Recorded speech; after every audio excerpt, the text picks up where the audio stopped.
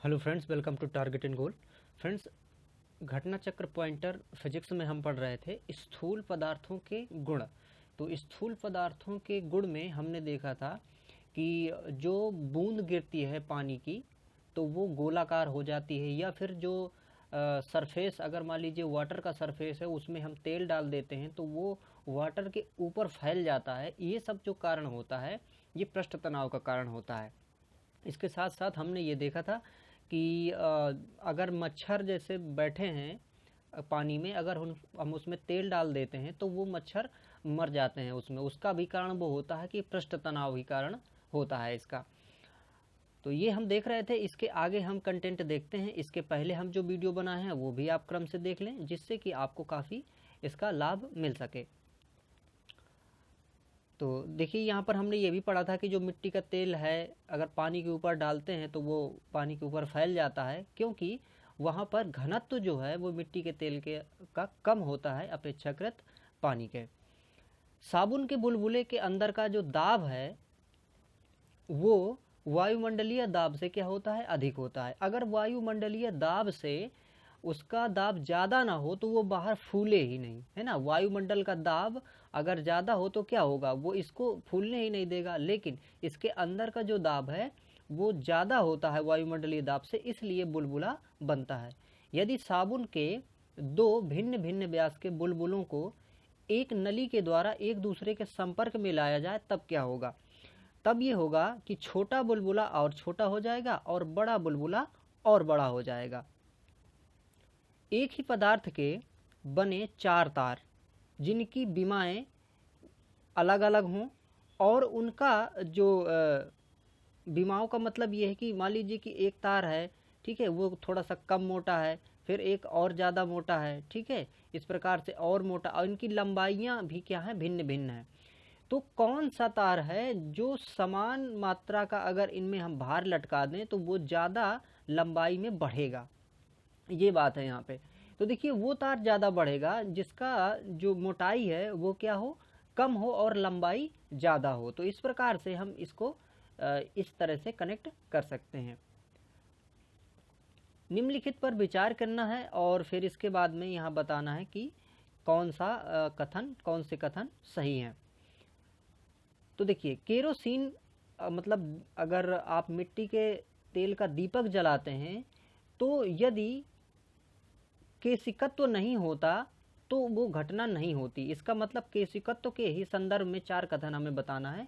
तो केशिकत्व की घटना की वजह से ही हम केरोसिन का दीपक जला पाते हैं, तो ये बात सही है।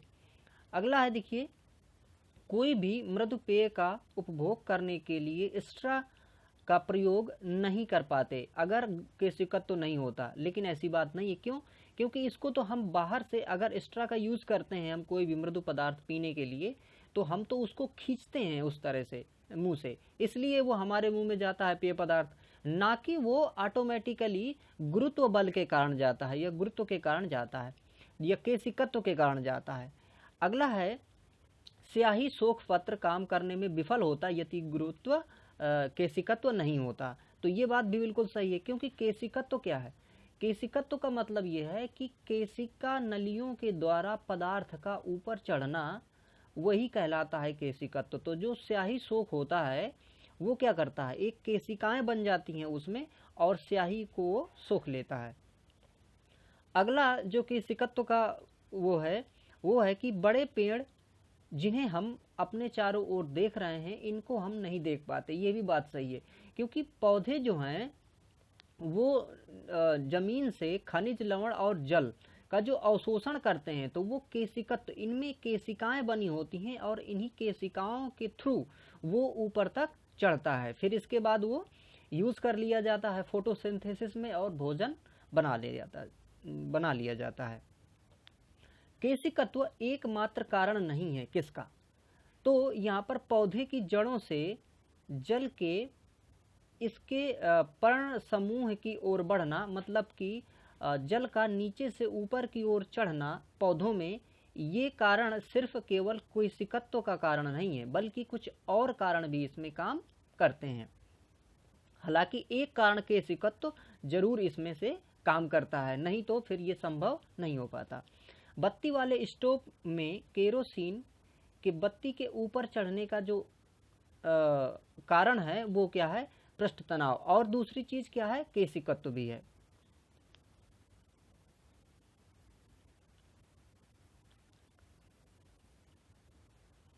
एक केश नली में जल की अपेक्षा एक तरल अधिक ऊंचाई तक चढ़ता है।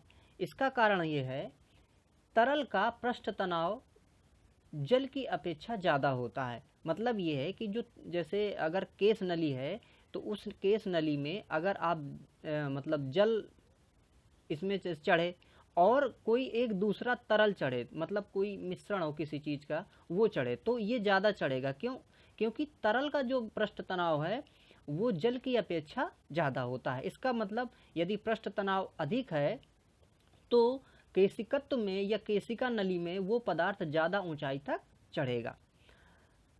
जब किसी झील की तली से ऊपर उठकर कोई बुलबुला आता है तो ऊपरी सतह पर आने पर उसके आकार में क्या परिवर्तन होता है। तो अगर कोई मान लीजिए ये झील है और ये पानी भरा हुआ है, अगर कोई बुलबुला नीचे बना है तो जब ये ऊपर आएगा तो इसका आकार क्या होता जाएगा, बड़ा होता जाएगा। क्यों? इसका कारण ये है कि यहाँ पर देखिए झील की तली पे दाब ज़्यादा होता है। जैसे जैसे ये ऊपर की ओर आता जाएगा तो दाब, चूंकि जो वाटर का प्रेशर है वो कम होता जाएगा तो इसका आकार बढ़ता जाएगा। हवाई जहाज से यात्रा करते समय पेन से स्याही बाहर निकल जाती है। वो क्यों निकल जाती है? वायु दाब की कमी के कारण। जैसे जैसे हम पृथ्वी से ऊपर की ओर बढ़ते जाते हैं तो वायु दाब कम होता जाता है और यहाँ पर हम जो पेन की स्लाई यूज कर रहे होते हैं, पेन यूज कर रहे होते हैं, वो इधर के दाब के हिसाब से उनके अंदर स्याही भरी जाती है। तो जैसे जैसे हम ऊपर जाते जाएंगे वायु का प्रेशर कम होता जाएगा तो उसकी जो स्याही है वो पेन से बाहर निकल आएगी। इसी प्रकार से जब भी हम व्यक्ति ऊपर जाता है तो हमारे जो ब्लड का जो प्रेशर है अभी वो नियंत्रित है इस वायु दाब की वजह से, फिर वो क्या होता है, अनियंत्रित होने लगता है। तो अगर किसी को ब्लड प्रेशर होता है तो उसको वायु यात्रा करने की मनाही की जाती है। या फिर कभी कभी ये भी होता है कि अगर व्यक्ति यात्रा करता है तो उसके नाक से ब्लड आने लगता है। वो इसी कारण से होता है क्योंकि ऊपर जैसे जैसे ऊपर चढ़ते हैं बढ़ते हैं तो वायु दाब कम होता जाता है। ऑटोमोबाइल्स के हाइड्रोलिक ब्रेक के कार्य करने का जो सिद्धांत है वो किस पे आधारित है? वो है पास्कल नियम पे। तो ऑटोमोबाइल्स के जो हाइड्रोलिक जो ब्रेक होते हैं वो पास्कल के नियम पे काम करते हैं। मोबाइल तथा ऑटोमोबाइल ने भारतीयों विशेष रूप से ग्रामीण क्षेत्रों के लोगों के सामाजिक जीवन में क्रांति लाई है। इसका कारण क्या है? इसका कारण है लोगों के आवागमन में वृद्धि हुई है और लोगों के जुड़ाव में वृद्धि हुई है। मतलब कि जो मोबाइल है इसने क्या किया, कनेक्टिविटी बढ़ा दी है और ऑटोमोबाइल ने भी कनेक्टिविटी बढ़ा दी है जिससे व्यक्ति एक जगह से दूसरी जगह आसानी से पहुंच जाता है। बैरोमीटर पठन में अचानक गिरावट हो जाने से मौसम की कौन सी दशा इंगित होती है? तो अगर बैरोमीटर में अचानक गिरावट आ जाए तो तूफान आने की संभावना होती है। बैरोमीटर में अचानक गिरावट आ जाने का मतलब वहाँ पर दाब बहुत कम हो गया। अगर वायु दाब किसी भी जगह पे बहुत कम हो रहा है इसका मतलब उस वायु दाब की जो कमी है इसको भरने के लिए पक्का दूसरी जगह से वायु बहुत गति से आने वाली है। तो अगर बैरोमीटर का पठन या पाठ्यांक नीचे गिरता है तो वहाँ पर तूफान आने की संभावना जताई जाती है। अगर धीरे धीरे गिरता है तो मौसम वहाँ पर कैसा होगा कि पानी बरसने की संभावना हो सकती है। नीचे देखिए एक फिगर दिया गया है और इसमें से हमें ये बताना है कि किस छिद्र से पानी सबसे दूर गिरेगा। तो यहाँ पर देखिए इसका दूसरे नंबर का जो छिद्र है इससे पानी सबसे दूर जाएगा। पेट्रोलियम परिष्करण का उपोत्पाद है।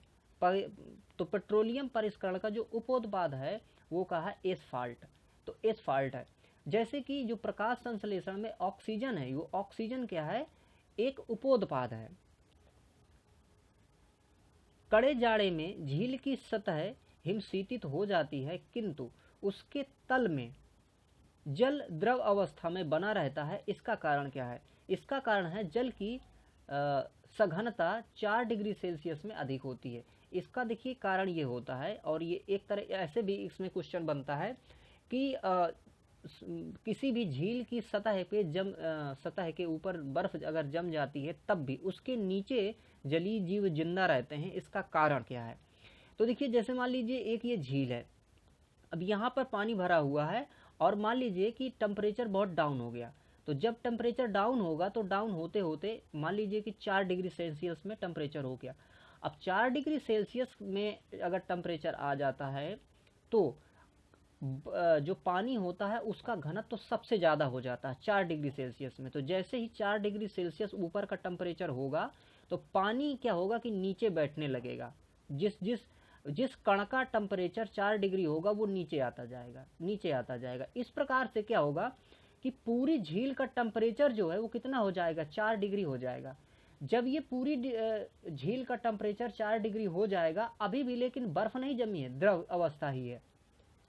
इसके बाद मान लीजिए ऊपर क्या होने लगा कि 4 की जगह 3 डिग्री सेल्सियस होने लगा, है ना, 2 होने लगा, 1 होने लगा और 0 हो गया। तो जब ये देखिए जैसे ऊपर बढ़ता जाएगा, ऊपर टेम्परेचर घटता जाएगा, तो टेम्परेचर घटने से जैसे जैसी बर्फ की अवस्था आती जाएगी वैसे वैसे घनत्व जो है वो बढ़ने लगेगा।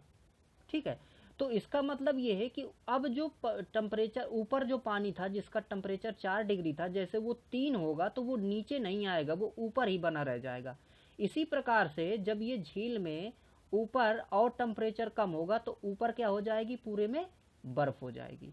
तो ऊपर पूरे बर्फ हो जाएगी, लेकिन नीचे देखिए क्या होगा, नीचे वही 4 डिग्री सेल्सियस का टेम्परेचर बना ही रहेगा। तो इस प्रकार से नीचे जलीय जीव जिंदा रहेंगे क्योंकि नीचे द्रव की अवस्था होगी और ऊपर से झील हमें जमी हुई दिखाई देगी। तो लगेगा कि झील तो जम गई है, लेकिन फिर भी नीचे के जो जीव हैं वो जिंदा रहते हैं। तो उसका कारण यह भी है कि यहाँ पर जो 4 डिग्री सेल्सियस में जो घनत्व होता है वो अधिक होता है। शीतकाल में जब झील की ऊपरी सतह का पानी बर्फ में बदल जाता है, फिर भी जलीय जीव जिंदा रहते हैं। देखिए क्वेश्चन आया, ये वही कारण जो मैंने अभी आपको डिस्क्राइब किया। बर्फ जमी झील के अंदर मछलियां जीवित रहती हैं क्योंकि, देखिए कितनी बार क्वेश्चन ये इस तरह से पूछा जाता है फ्रेंड्स, तो आपको अब ये समझ में आ गया होगा कि, है ना, कि बर्फ जमी झील में भी मछलियां जिंदा कैसे रहती हैं। वस्तु की मात्रा बदलने पर अपरिवर्तित रहता है क्या, उसका घनत्व। मान लीजिए एक कोई ठोस टुकड़ा है, ठीक है, इसका आप इतना कोना काट लें तो इसकी मात्रा तो बदल रही है लेकिन इसका घनत्व तो थोड़े ही बदल जाएगा। उसकी जो डेंसिटी है वो क्या रहेगी, बराबर रहेगी।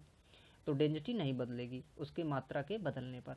पानी का अपेक्षिक घनत्व सर्वाधिक होता है कब, कितने में, 4 डिग्री सेल्सियस में। जल का अधिकतम घनत्व कितने में, देखिए अब ये यहाँ पर दिया है 277 केल्विन में दिया है। अब देखिए केल्विन में क्या होता है कि 273 जो केल्विन का मान होता है ये होता है 0 के बराबर, है ना, 0 डिग्री सेल्सियस मतलब 273 केल्विन। अब 273 और 4 डिग्री में क्या होता है, सबसे घनत्व ज़्यादा होता है। तो इसमें क्या करेंगे, चूंकि ये 0 के बराबर है 273, तो +4 कर दीजिए इसमें, तो क्या आ जाएगा, ये 277 केल्विन आ जाएगा। तो 277 केल्विन में घनत्व क्या होगा, सबसे ज़्यादा होगा। यहाँ पर कथन और कारण दिए हुए हैं। कथन में है, लोहे का एक गोला पारद पर तैरता है किंतु पानी में डूब जाता है। कारण दिया है, लोहे का अपेक्षिक घनत्व पारद से अधिक है, मतलब पारद की अपेक्षा अधिक होता है। तो यहाँ पर देखिए इसका कथन सही है लेकिन कारण गलत है। कथन क्या है कि अगर जैसे कि पारा मतलब कि जो पारा है या पारद है, अगर उसमें आप लोहे का टुकड़ा डालें तो वो उसमें क्या होगा, तैरेगा, डूबेगा नहीं। उसका कारण ये होता है कि लोहे का जो घनत्व है वो कम होता है अपेक्षाकृत पारद के, क्योंकि जो चीज़ ज़्यादा घनत्व वाली होगी वो चीज़ नीचे चली जाएगी। और यहाँ पर इसका ये उल्टा कह रहा है, इसलिए कारण क्या है, गलत है और कथन यहाँ पर सही है। लोहे की कील पारे पर तैरती है जबकि वह पानी में डूब जाती है। वही कारण देखिए कि लोहे का जो घनत्व है वो पानी से ज़्यादा होता है लेकिन पारद से कम होता है। एक सुई पानी में डूब जाती है जबकि लोहे से बना जहाज पानी में तैरता रहता है। वो उसकी एक विशेष आकृति के कारण होता है, क्योंकि कोई भी वस्तु अगर अपने वजन के बराबर पानी विस्थापित कर लेती है तो पानी में तैरेगी, लेकिन कोई भी वस्तु अगर अपने वजन के बराबर पानी विस्थापित नहीं कर पाती है तो वो वस्तु नहीं तैर पाएगी। जैसे जब भी कोई व्यक्ति हाथ पैर चलाता है तो एक्चुअली वो क्या करता है, वो मतलब अपने वजन के बराबर पानी को क्या कर रहा है, विस्थापित कर रहा होता है, तभी वो तैर पाता है। लोहे की सुई पानी की सतह पर तैरती है। जो लोहे की सुई होती हैं वो भी पानी में तैर लेती हैं, उसका कारण होता है पृष्ठ तनाव। और मच्छर भी जो पानी में ऊपर बैठ जाते हैं, नहीं डूबते हैं, वो क्या है, पृष्ठ तनाव। लेकिन जैसे ही हम मिट्टी का तेल डालते हैं तो पृष्ठ तनाव वो टूट जाता है और वो डूब जाते हैं। जब कुएं से पानी की बाल्टी को ऊपर खींचते हैं तो हमें महसूस होता है क्या, पानी की सतह के ऊपर भारी लगती है। इसका मतलब ये है कि जैसे मान लीजिए ये एक कुआं है और यहाँ तक पानी भरा है, आपने यहाँ एक क्या किया, बाल्टी डाली, तो यहाँ से पानी जब यहाँ से ऊपर की ओर आएगा बाल्टी, तो यहाँ तक तो जहाँ मतलब कि पानी की जो सतह तक ये बाल्टी का जो वजन है वो क्या हल्का लगेगा हमें। लेकिन जैसे ही ये इसके ऊपर आएगी तो यहाँ से हमें भारी लगेगी। उसका कारण ये है कि जब ये पानी के अंदर होती है तो पानी भी एक उत्क्षेप बल लगाता है, तो वो जो उत्क्षेप बल है इसके वजन को क्या कर देगा, कम कर देगा। लेकिन जैसे ही यहाँ पर हम ऊपर पहुँचेंगे हवा में तो यहाँ पर कोई उत्क्षेप बल होगा नहीं, तो हमें ही पूरे बल से बाल्टी को क्या करना पड़ेगा, ऊपर की ओर खींचना पड़ेगा। एक भारहीन गुब्बारे में 200 ग्राम जल भरा गया, इसका जल में भार कितना होगा, तो इसका जल में भार 0 होगा। मतलब कि एक अगर गुब्बारा है उसमें आप पानी भर दें फिर पानी में उसको छोड़ दें तो वो पानी के ऊपर तैरता रहेगा, उसका भार जो होगा वो 0 होगा।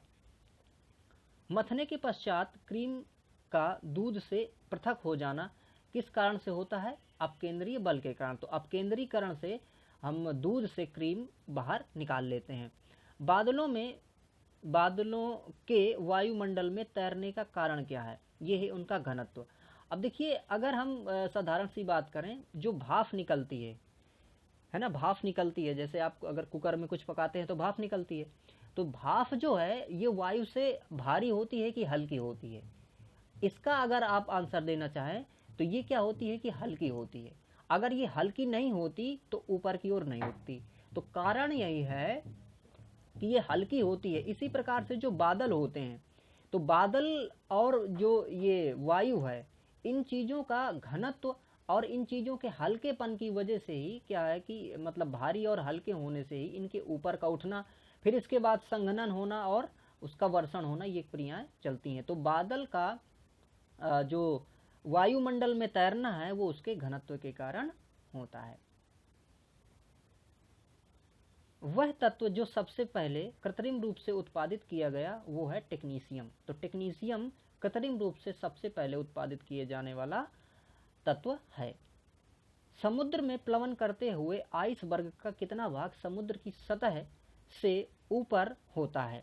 मतलब कि अगर कोई आइसबर्ग मतलब बर्फ का टुकड़ा बहुत बड़ा सा हो और वो समुद्र में अगर तैर रहा है तो उसका कितना भाग ऊपर दिखाई देगा, वो दिखाई देगा 1/9 भाग ऊपर दिखाई देता है। पानी के एक गिलास में एक बर्फ का टुकड़ा तैर रहा है, जब वो टुकड़ा पूरी तरह से घुल जाएगा, उसमें पिघल जाएगा, तो उसके स्तर का क्या होगा, जल के स्तर का, तो जल के स्तर में कोई फर्क नहीं पड़ेगा, जल का स्तर उतना ही रहेगा। पारे के 4 डिग्री सेल्सियस या 4 डिग्री सेंटीग्रेड पर शरीर तैरता है, यदि तापमान 100 डिग्री सेल्सियस कर दिया जाए तब क्या होगा। मतलब कि अगर पानी का जो टेम्परेचर है वो 4 डिग्री सेल्सियस है, तब जो शरीर है वो उसमें आसानी से तैरता है।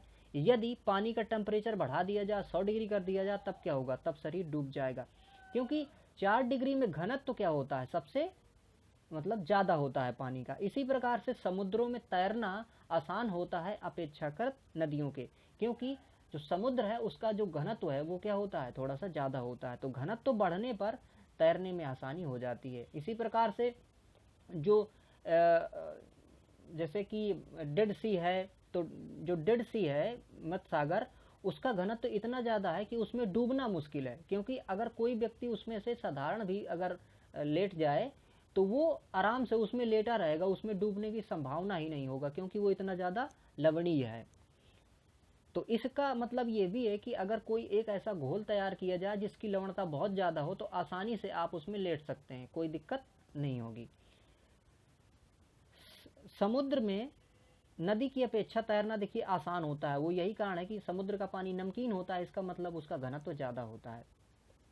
जब कोई जहाज नदी से सागर में घुसता है तब क्या होता है कि वो ऊपर उठ जाता है। ऊपर इसलिए उठ जाता है कि चूंकि नदी का जो पानी होता है वो कम खारा होता है, लेकिन समुद्र का पानी ज़्यादा खारा है, उसका घनत्व ज़्यादा है, इसलिए उसमें से तैरना आसान है और वो जहाज जो है थोड़ा ऊपर उठ जाते हैं।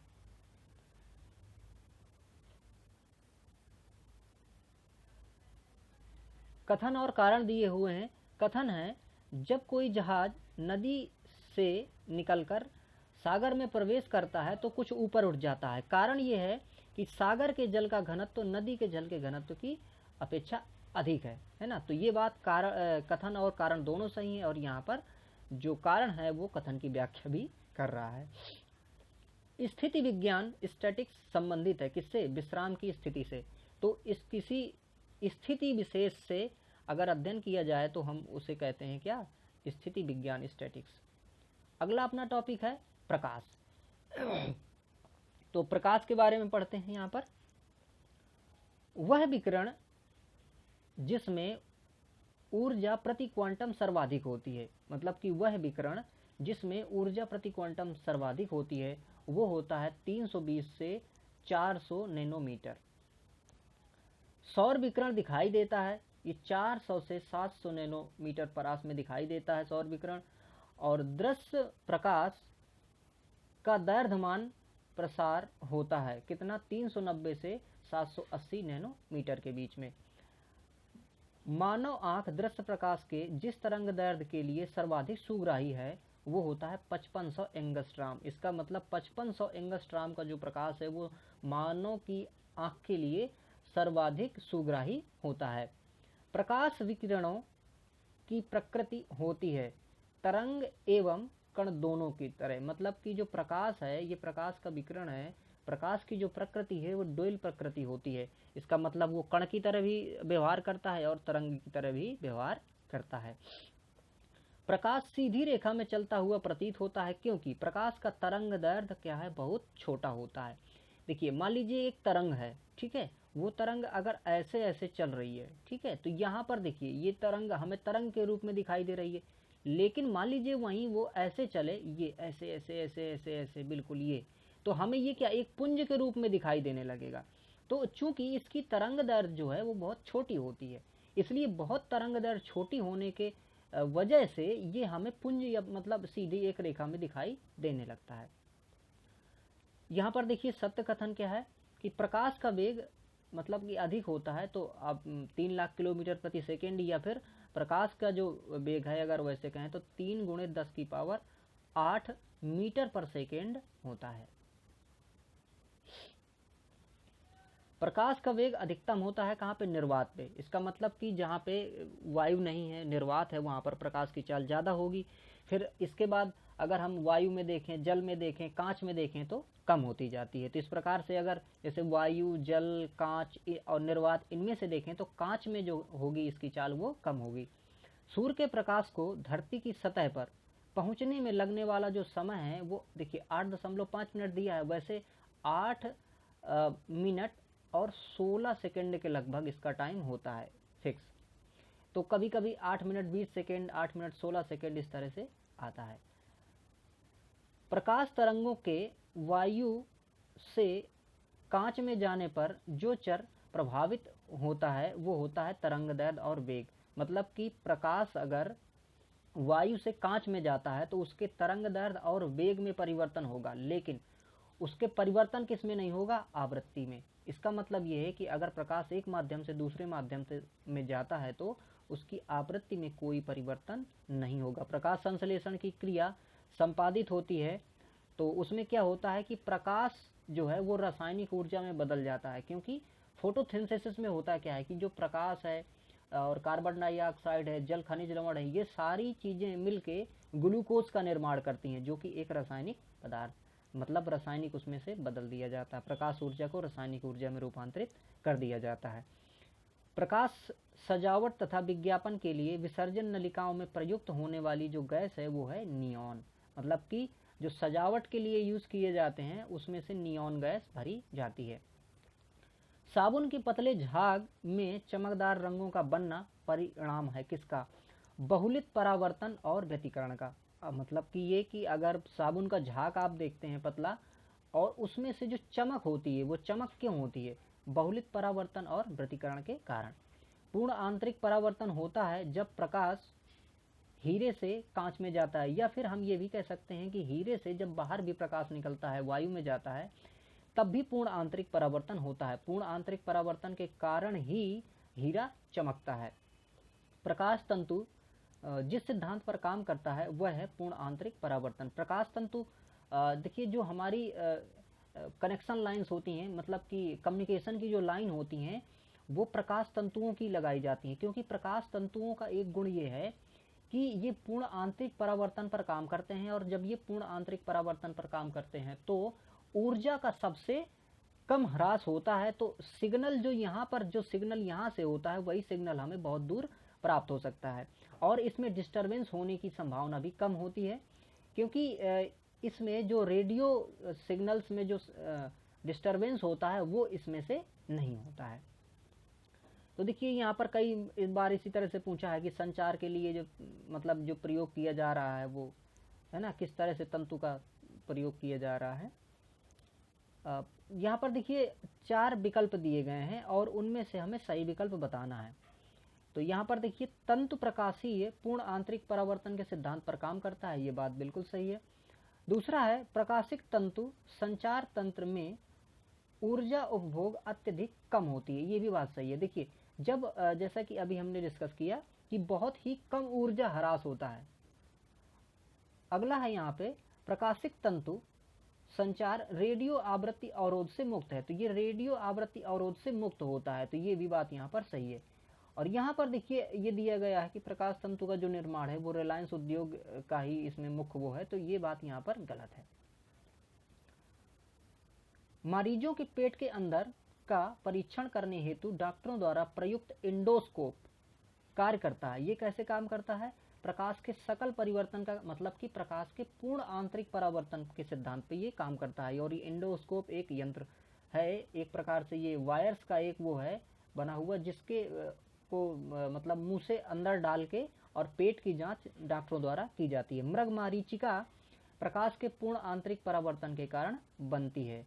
तो ये मृग मरीचिका, मृग तृष्णा, जो कि काफ़ी गर्म प्रदेशों में बनती है, जहाँ पे हमें जैसे आप गर्मियों में अगर बहुत दूर को देखें खुले मैदान पे तो वहाँ पे लगेगा कि जैसे पानी भरा हुआ है।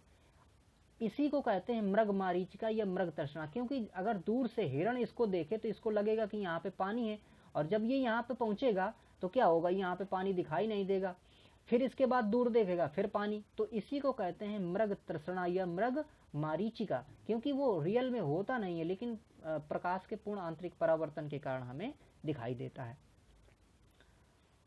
यहाँ पर देखिए 4 चीजें दी गई हैं और फिर पूछा गया है कि मृग मरीचिका का कारण इनमें से कौन है। तो देखिए स्थलीय तापन और प्रकाश का अपवर्तन, तो परावर्तन के साथ यहाँ पर अपवर्तन भी काम करता है, और ये मृग मरीचिका का कारण बनते हैं। एक कटा हुआ जो शीशा है, ये कटा हुआ जो हीरा है वो जगमगाता है, क्यों? पूर्ण आंतरिक परावर्तन के कारण। अगर शीशे में भी कहीं से अगर दरार पड़ जाती है तो तेजी से वो चमकता है, वो किस कारण से? इसी प्रकाश के पूर्ण आंतरिक परावर्तन के कारण। उचित रीत से कटे हुए हीरे की असाधारण चमक का आधारभूत जो कारण है वो वही है पूर्ण आंतरिक परावर्तन। कथन और कारण दिए हुए हैं। कथन में दिया है हीरा अपने ही आकार के अनुकारी कांच से अधिक झिलमिलाता है, अधिक चमकता है। और यहाँ पर दूसरा दिया है कारण, हीरे का अपवर्तनांक कांच के अपवर्तनांक से कम होता है। नहीं, हीरे का अपवर्तनांक कांच के अपवर्तनांक से ज़्यादा होता है। तो यहाँ पर देखिए कारण गलत है और कथन यहाँ पर सही है। तो फ्रेंड्स इस वीडियो में इतना ही। आगे हम जो वीडियो बनाएंगे उसमें आगे का कंटेंट लेंगे, जिसमें हम प्रकाश का कंटेंट है और आगे जो टॉपिक आएगा उसको हम पढ़ाएंगे। तो फ्रेंड्स इस वीडियो को आपने देखा, आपका बहुत बहुत धन्यवाद। और बने रहिए इस चैनल में। और अगर आपने सब्सक्राइब नहीं किया है तो सब्सक्राइब भी कर लें और बेल आइकन प्रेस कर लें, ताकि जब भी हम वीडियो डालें तो आपको मिलते रहें। Thank you for watching.